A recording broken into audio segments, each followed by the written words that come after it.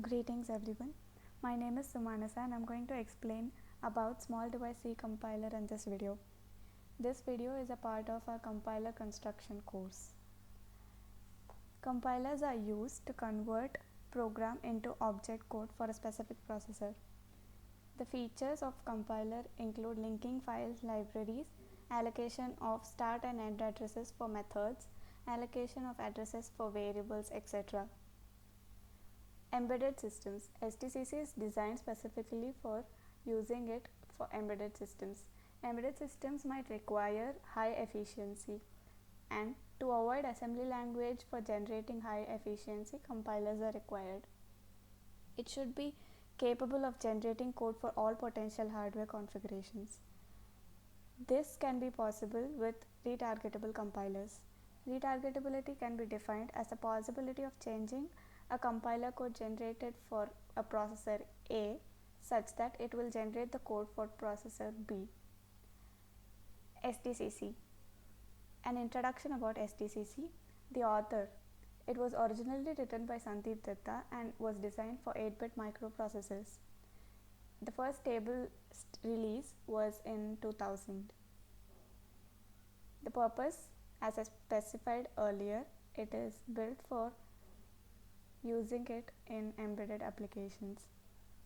Its recognition is very high that it was the only open source C compiler for Intel 8051 compatible microcontrollers.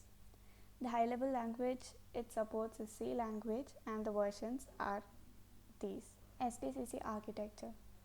The architecture of compiler is as shown. Initially the source code .c file is parsed and abstract syntax trees are generated. It is then passed through the intermediate code generation phase and I code is produced. The I code is optimized in two levels, independent of target and dependent of target. Then register allocation takes place and then the code generation gives .asm file, .aihx file for target. Peephole optimization is based on the rules one specifies. Finally, the .ihx file, which is Intel hexadecimal file, is generated. First phase is parsing. In this phase, the C code, source code is parsed and the abstract syntax tree is generated. In this phase, syntax and semantics analysis is done, along with some high-level optimizations. The base SDCC compiler lexes and parses the C source code using flex YAG. It then builds the abstract syntax tree AST from the output of the parser.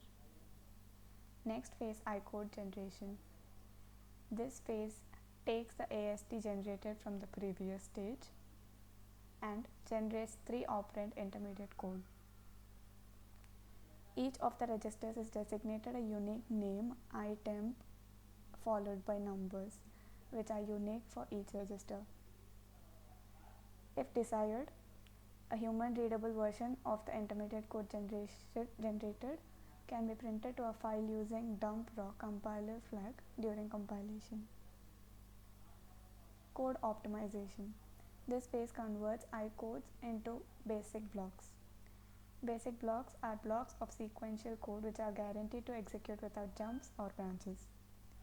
This attributes make it easy to analyze and optimize. The basic blocks are put through data and control for analysis to perform the following optimizations: local and global sub-expression elimination, dead code elimination, loop optimizations. I will be discussing about these optimizations in the later slides. This sequence of optimizations is repeated each time the loop optimizations result in changes to the basic blocks. Copy propagation is one of its optimizations. As you can see from the left side code, I equal to 10 and j equal to I, which means j equal to 10. In this way, the copy is propagated throughout the code. Loop invariant. Some loop invariants are not as apparent. All static address computations are also moved out of the loop the way it is done here. Strength reduction. the more expensive multiplication operator is changed to a less expensive addition operator. The algebraic simplifications are also performed in this stage. Switch statements are converted to jump tables, which means jump tables are generated for every switch statement which follows the following rules. Case labels are a numerical sequence. The labels need not be in order, and the starting number need not be 1 or 0 as well. Dead code elimination. All the variables that are not used are eliminated. Live range computation is the next phase. Live ranges are used for register allocations. This phase determines when the items which are uniquely referred to the registers are used from initial assignment until the final use. Register allocation takes place in two phases. First phase determines all the set of variables, and in phase 2, register allocation takes place. This uses the live ranges that are computed in the previous stage to assign remaining items to physical registers on the target architecture. The next phase is code generation phase. The code generation phase is entirely MCU dependent, and very little of this code can be reused for other MCU. However, the scheme for allocating a homogenized assembler operand for each ICODE operand may be reused. Peephole optimizations. This phase uses a rule-based matching system to optimize certain sequences of assembly code. Few rules from existing architectures will be applied to new architectures. Peephole means peeping into the operation and modifying it into simpler operations.